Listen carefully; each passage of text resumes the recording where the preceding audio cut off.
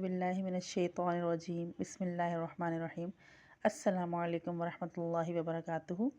آج ہم تخت نمبر 6 کا حصہ چہارم پڑھیں گے، یعنی چوتھا حصہ۔ اب تک ہم نے پڑھا تنوین کسے کہتے ہیں، تنوین کو ہم نے پڑھنا سیکھا کیسے پڑھتے ہیں، پھر ہم نے یہاں پر اس کو پڑھا ہجے کر کے بھی اور رواں کر کے بھی کہ ہم تنوین کو کیسے پڑھتے ہیں۔ اب ہم اس کا چوتھا حصہ پڑھیں گے، آئیے شروع کرتے ہیں۔